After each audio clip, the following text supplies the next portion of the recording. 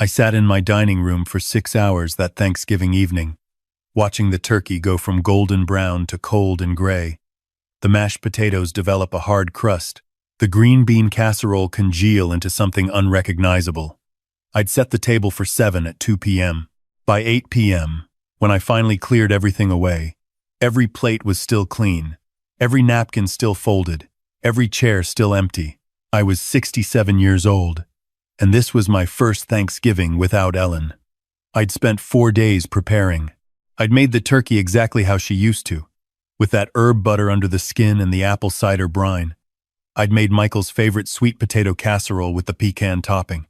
I'd made Brian's, the creamy green beans with those crispy onions on top. I'd even picked up that expensive bourbon Michael always talked about, the one from that distillery in Kentucky he'd visited with his wife Jessica.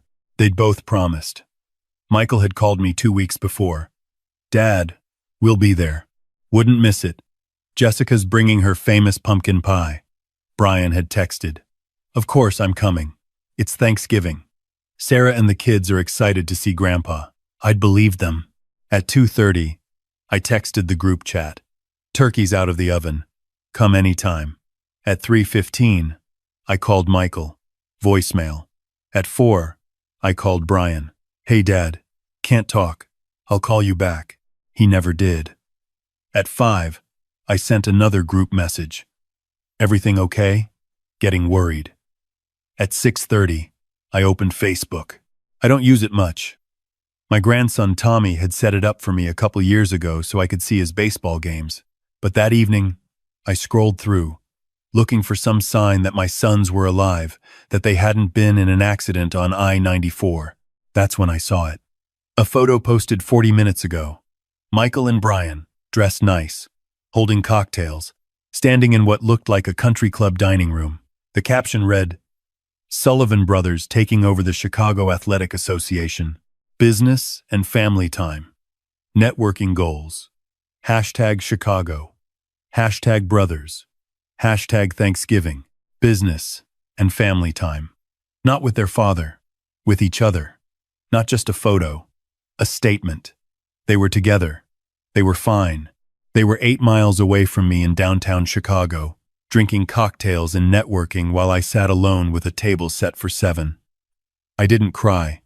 That surprised me. I thought I would cry. Ellen had been gone 4 years, and I'd cried plenty in that time. But this felt different. Instead of sadness, I felt something else. Something cold and hard, like steel cooling in water. It started in my gut and spread outward, through my chest, down my arms, into my hands. I picked up my phone and took a picture of my dining table. The untouched food, the empty chairs, the candles I'd lit that had burned down to nothing. I didn't post it anywhere. I just needed proof, I think. Evidence that this had really happened. Then I stood up, walked to the kitchen, and started putting food into containers. Methodically, quietly. The way I used to review blueprints at work. No emotion, just work to be done. My name is Robert Sullivan. I'm 67 years old. I worked as a structural engineer for Morrison Engineering in Chicago for 38 years. I have 2 sons, Michael, 42, and Brian, 39. I was married to my wife Ellen for 44 years before she died of pancreatic cancer 4 years ago. And on Thanksgiving Day, I learned something I should have learned a long time ago, but I'm getting ahead of myself. Let me tell you how I got here. Ellen and I bought our house in Lincoln Park in 1989. It was a 3-story Victorian. Needed a lot of work, but it had character. We spent years fixing it up. Michael was 7, Brian was 4. They grew up in that house. They learned to throw a football in the backyard. They built that treehouse in the old oak out back. I still remember teaching them how to use a level, how to read a tape measure. I worked long hours at the firm, but Ellen and I, we made it work. We weren't rich, not by Chicago standards, but we were comfortable. We took the boys to Cubs games. We had family dinners every Sunday. The boys never went without, but they knew the value of money. At least, I thought they knew. Looking back, I can see when it changed. I made partner at the firm when Michael was in college. Suddenly, We had more money. Real money. I wanted to give the boys opportunities I never had. Private university. No student loans. Seed money for Michael's first startup. The down payment on Brian's condo when he finished law school. Ellen went along with it. She trusted me, and I was proud to provide. But somewhere in there, something shifted. The boys stopped saying thank you. They started expecting. When Michael's second startup failed and he needed money to keep his apartment, he didn't ask. He just assumed I'd cover it. When Brian wanted to join that exclusive golf club for networking, he came to me like I was an investor, with a pitch about career advancement and ROI. I gave them the money every time. Ellen noticed. She'd say, "Bob, maybe we should let them figure it out themselves." But I'd brush it off. They're our sons. This is what parents do. After Ellen got sick, everything got worse. The diagnosis came fast. Stage 4, pancreatic cancer. 6 months, they said. She lasted 8, fighting every day. The boys visited during her treatment. Once a week at first, then once every 2 weeks, then once a month. Always busy, always on their phones, always somewhere else they needed to be. Ellen noticed. One night, about a month before she died, she was lying in our bed, so thin I could see every bone in her hand. "Bob," she said, "I need to tell you something." "What is it, sweetheart?" "The boys. They're not going to be there for you after I'm gone." "Don't say that. They're just busy. They care." She squeezed my hand with what little strength she had. "They care about what we can give them. There's a difference. Promise me you won't let them take advantage of you. Elle, promise me. You've worked so hard. You deserve to enjoy what's left. Don't give it all away to people who don't appreciate it." I promised. But I didn't understand what she meant. Not really. Not until Thanksgiving. After Ellen died, the boys were there for the funeral. They gave nice speeches. Michael talked about what a great mother she was. Brian told stories that made people laugh. But during the reception, while people were still sharing condolences, I heard them in the kitchen. "We need to talk to Dad about the house," Michael said. "This place is way too big for him now. 3 stories? He's 63. He should sell." "The market's insane right now," Brian replied. "Lincoln Park Victorian? We could get 1.5 million. Easy. Maybe more. He should move into one of those senior living places. You know, the nice ones. They have activities. Nurses on staff. We should call Tom Jenkins. Remember, the real estate guy we met at the club? He specializes in estate sales." I stood in the hallway, holding a plate of sandwiches, listening to my sons plan my life while their mother's ashes were still warm. I didn't say anything. Not then. I told myself they were worried about me. They didn't want me to be alone, but they never asked what I wanted. Over the next 3 years, there were other things. Small things I noticed, but didn't add up until later. Money started disappearing from the joint account Ellen and I had shared, the one I'd never closed. When I asked Michael about a $10,000 withdrawal, he said, "Oh, Mom told me I could use that for the business expansion. Remember? You guys said it was fine for emergencies." I didn't remember Ellen saying that. She'd been pretty out of it near the end on all those medications. Maybe she had. Brian borrowed my car, the Audi Ellen had loved. Said his was in the shop for a few days. 3 months later, I still didn't have it back. When I asked for it, he acted annoyed. "Dad, I'm using it for client meetings. Do you really need it? You barely drive anymore." They both stopped coming to Sunday dinners. Too much work, too many commitments. They'd make it next week. Next week never came. The only one who kept showing up was Tommy, Michael's son from his first marriage. 15 years old, quiet, loved baseball. He'd come over every other Saturday. We'd throw the ball around in the yard, watch the Cubs together. "Grandpa," he said one Saturday last spring, "are you doing okay?" "Sure, kiddo." "Why?" "I don't know. You seem lonely. Dad never talks about you anymore. He and Jessica are always busy with work stuff and her friends. Your dad's got a lot on his plate." "Yeah." He hesitated. "Do you ever feel like people only care about what you can do for them?" That question hit me like a truck. "Sometimes," I admitted.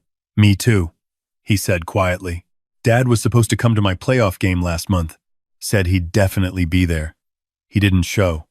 Sent me $200 afterward, though. I put my hand on his shoulder. This kid, this good kid, was learning the same lesson his father had learned. That presence could be replaced with money. That love was transactional. Your baseball matters, I told him. You matter. Don't forget that. He looked at me. You matter too, Grandpa. 3 weeks before Thanksgiving, I found something. I was going through Ellen's things, finally sorting through her closet. I'd avoided it for 3 years, but the house felt too empty, and I needed something to do with my hands. In a box on the top shelf, under old photo albums and her favorite scarves, I found a notebook. Ellen's handwriting on the front. For Bob. I almost didn't open it. It felt too private.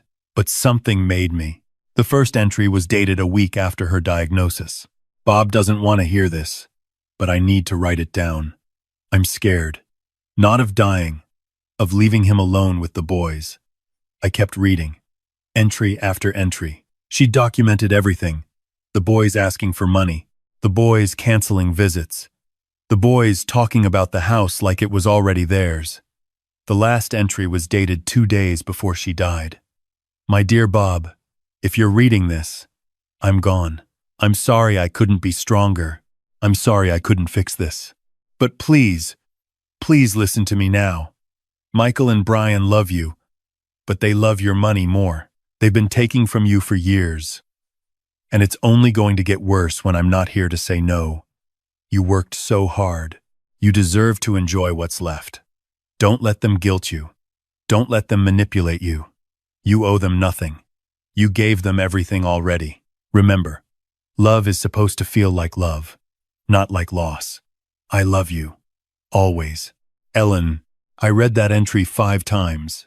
Sitting on the floor of our closet, surrounded by her clothes that still smelled like her perfume, I finally understood what she'd been trying to tell me. She'd known. She'd seen it all. And she'd been carrying this weight, trying to protect me, even as she was dying. I sat there for an hour, crying for the first time since the funeral. Not for her death, for the truth she'd left me. That's when I decided to test them. Thanksgiving was coming. It was Ellen's favorite holiday. She'd always made it special, always insisted we all be together. I wanted to believe that if I created the opportunity, they'd show up. That if I cooked their favorite foods, set a beautiful table, reminded them what mattered, they'd remember that I existed for reasons beyond my bank account. I wanted to be wrong about what Ellen had written, but I wasn't wrong. The morning after Thanksgiving, I woke up to a text from Michael. Sorry we missed yesterday, Dad. The Athletic Association thing ran way longer than expected, and we were exhausted. Let's grab lunch next week. My treat. That was it. No. Happy Thanksgiving. No explanation for why he didn't call, didn't text, didn't show up. Just lunch next week. An empty promise I'd heard 1,000 times. Brian didn't text at all.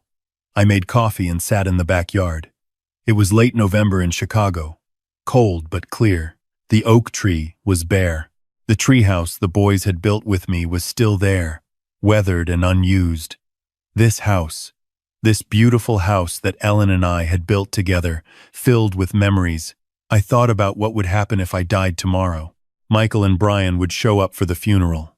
They'd look sad. They'd probably even cry. And then they'd start dividing things up. The house, the cars, the investment accounts, the life insurance policy I'd barely touched. They'd take everything we'd built and sell it off and move on with their lives. And I'd be gone. Just a memory. Just an inheritance. That's when I heard Ellen's voice in my head, as clear as if she were sitting beside me. You owe them nothing. I picked up my phone and called my buddy Frank. We'd worked together for 20 years, retired the same year. He answered on the first ring. Bob, how was Thanksgiving? I told him everything. There was a long silence. Then, those ungrateful little shits. I almost laughed. Frank didn't usually swear. What are you going to do? He asked. I don't know yet, but something. You want me to come over? I'll bring beer. tomorrow. I need to think today. After I hung up, I went to my study and started going through my files. Financial documents, the house deed, investment accounts, life insurance. The numbers were bigger than I'd thought about in years. The house was worth at least 1.5 million, like Brian had said. Probably more. I had 400,000 in savings. Ellen's life insurance had been 300,000. My pension was still paying out. My own life insurance was 500,000. I wasn't a rich man, but I was comfortable. Very comfortable. And I'd been living like I was still stretching an engineer's salary, putting money aside for the boys' future instead of my own. That afternoon, I made a list. A truth list. Truth. My sons do not call unless they need money. Truth. They missed Thanksgiving for a networking event. Truth. They have been taking from me for years without gratitude. Truth. Ellen saw this before she died, and it broke her heart. Truth. I have been setting myself on fire to keep them warm. Truth. I am 67 years old, and I'm still waiting for them to love me the way I love them. Truth. They won't, and that's not my fault. I stared at that list for a long time. Then I added one more line. Truth. I deserve better. The next day, Frank came over with beer and righteous anger. You know what you should do? He said. Sell the damn house. Take a trip. Do something for yourself. They'd never forgive me. So what? They're not showing up now. What exactly would you be losing? That question stayed with me. Tommy came over that Saturday like always. He took one look at me and said, What happened? I told him about Thanksgiving, about his dad and uncle at the club. His face fell. Grandpa, I didn't know. Dad told me he was having dinner with important clients. It's okay, kiddo. It's not okay. He looked angry. He does this. Says one thing, does another. Uncle Brian's the same way. That's very perceptive. I'm 15, not blind. He paused. Are you going to do something about it? Like what? I don't know. But Grandpa, you're one of the strongest people I know. You don't deserve this. Strong. He thought I was strong. I didn't feel strong. I felt old and tired and disappointed. But maybe strength wasn't about how you felt. Maybe it was about what you did anyway. That week, I made 3 appointments. First, I called a real estate agent. Not the one the boys had mentioned. A different one, recommended by Frank. Her name was Patricia. I'm thinking about selling my house, I told her. She was at my door in 30 minutes. We walked through together. She took notes, took pictures, nodded approvingly at the original woodwork, the updated kitchen, the location. Mr. Sullivan, this is a beautiful property. In this neighborhood, in this market, I'd estimate 1.7 million, possibly more with the right staging. 1.7 million. More than I'd thought. How fast could it sell? Fast. Lincoln Park Victorian in good condition? You'd have multiple offers in days. Let's do it. She looked surprised. Don't you want to think about it? Talk to your family? No, I said. This is my house. My decision. Second, I called my lawyer, Dennis. He'd handled our estate planning after Ellen died. Dennis, I need to update my will. Of course. What changes are you thinking? Everything.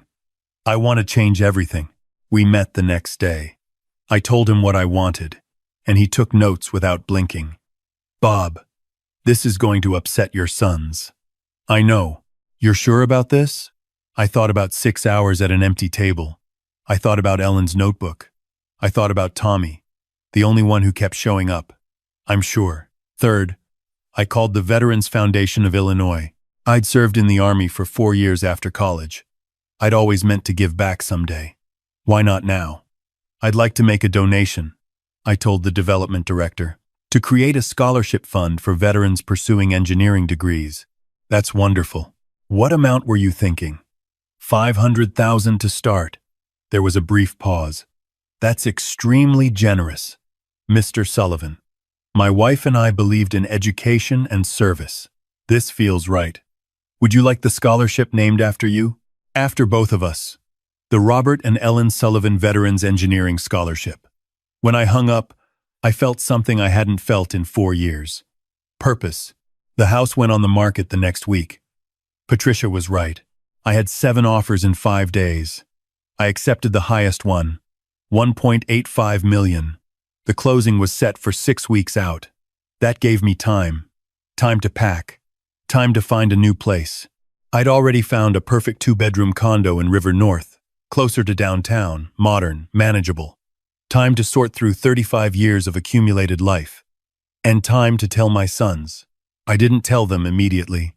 I wanted everything locked in first. Non-negotiable. Tommy helped me pack on Saturdays.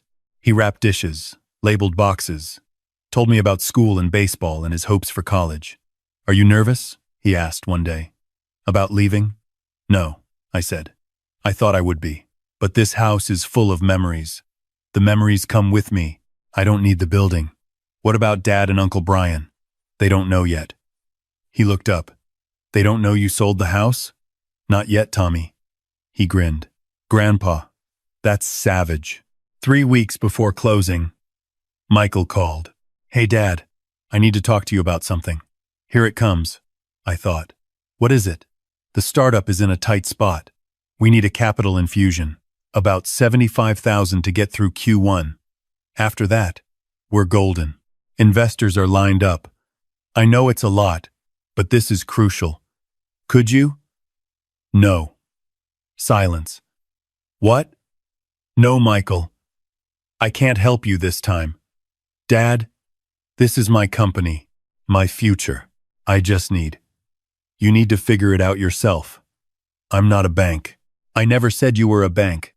I'm asking my father for help. You're asking your father for money. There's a difference. I can't believe this." His voice got tight.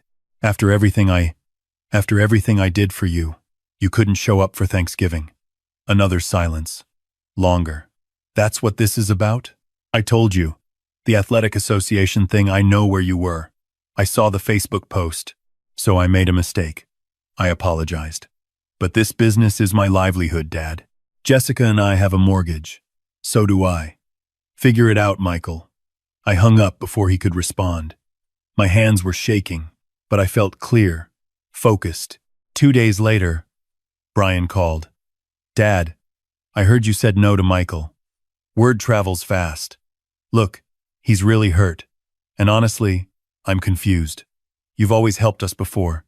Is something wrong?" "Nothing's wrong. I'm just making different choices." "Is this about Thanksgiving?"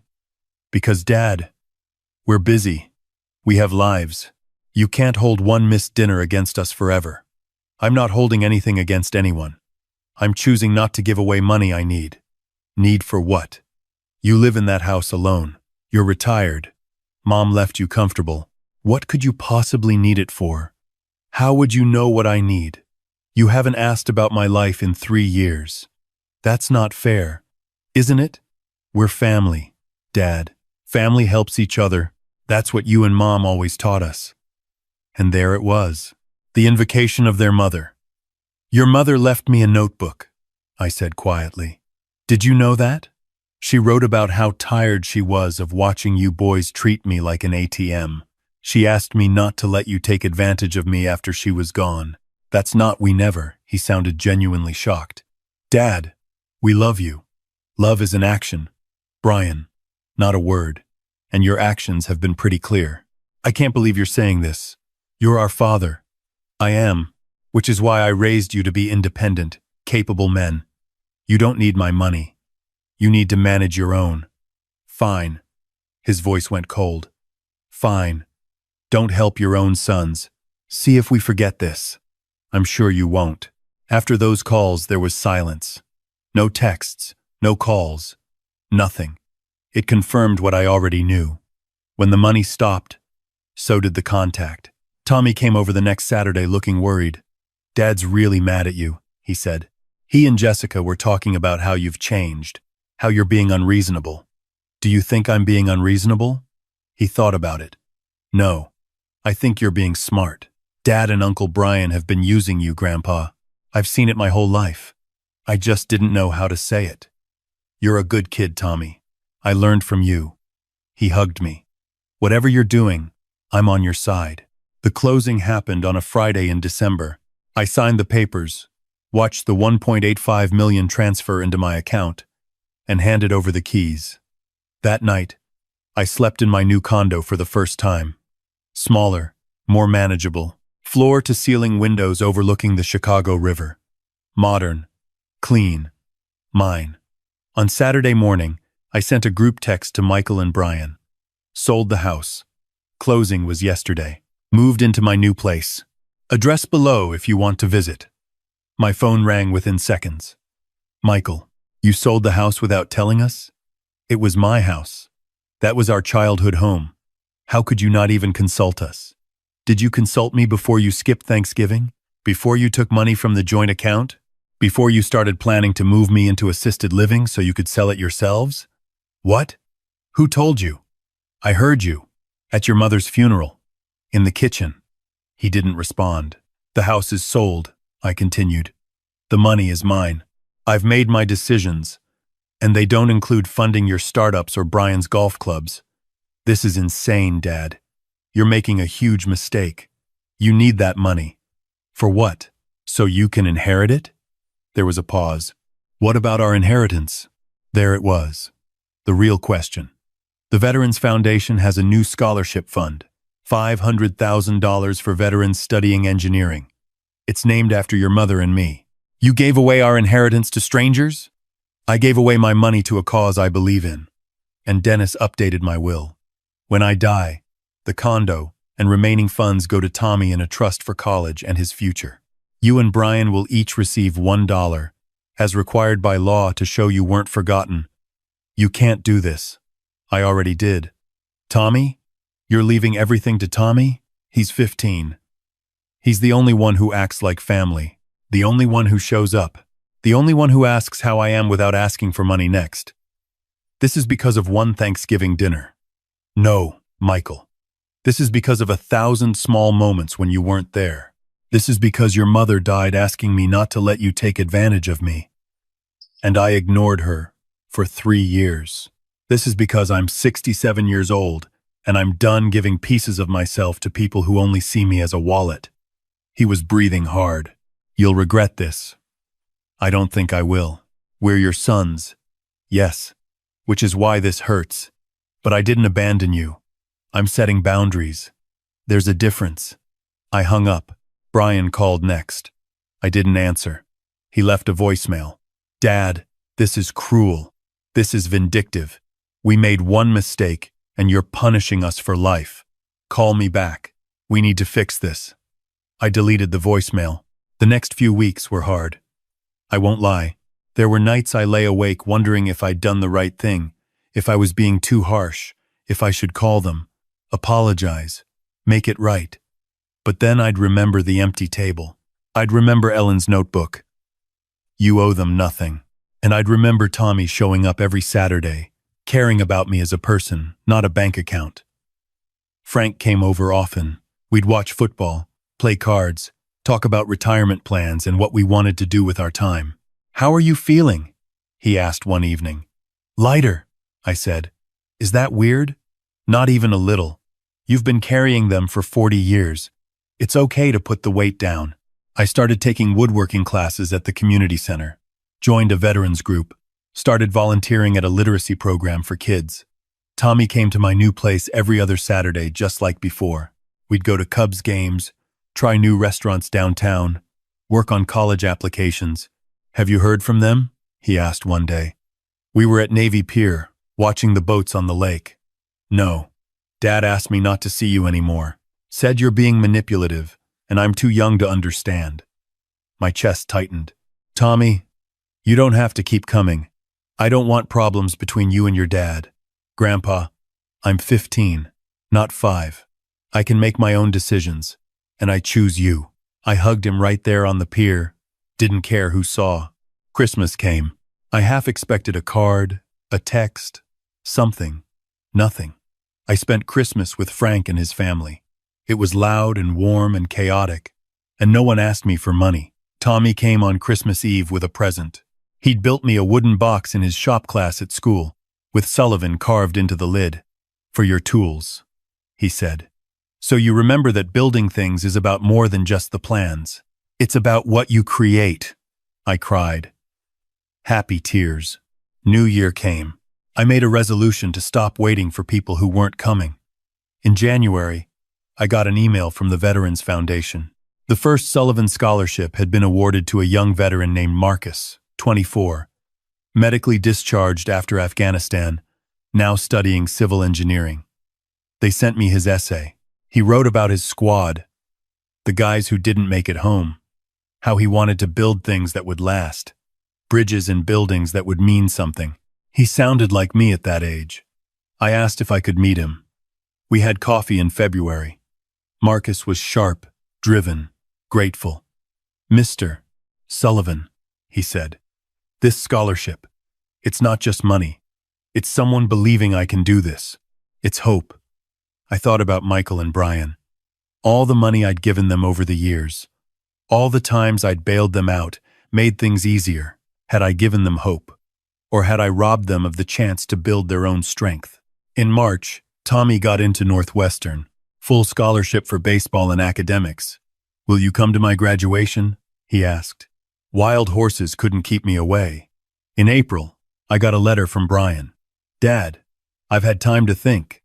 I was angry, but I'm trying to understand. Maybe we did take you for granted. Maybe we did only call when we needed something. But we're your sons. Doesn't that count for something? Can we talk?" I read it 3 times. Then I called him. "Brian, Dad." He sounded nervous. "Thanks for calling. I got your letter." I meant it. I've been thinking a lot about Mom, about you, about everything. I appreciate that. Could we meet? Get coffee? I'd really like to talk. Part of me wanted to say no, to protect myself.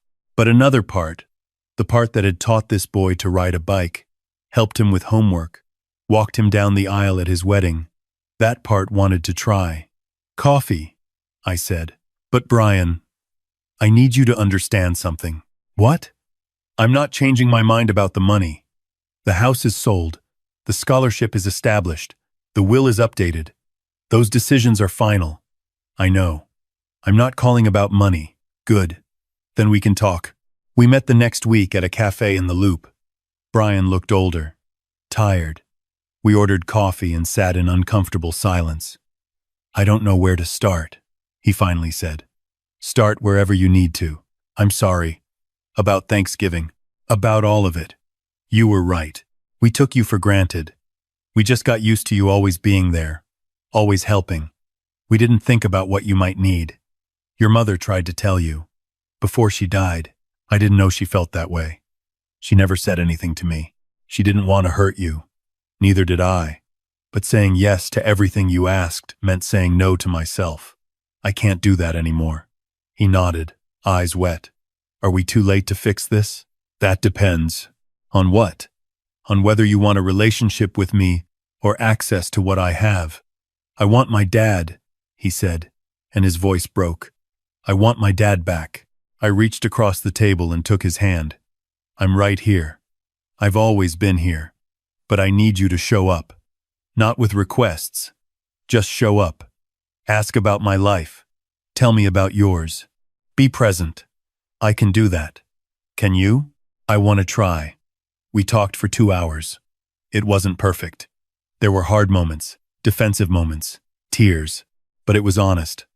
More honest than we'd been in years. "What about Michael?" he asked finally. "I don't know. He hasn't reached out. He's stubborn. Like you. I'm stubborn too. Also like me." Brian almost smiled. "What now?" "Now you decide. Do you want to be in my life as it is?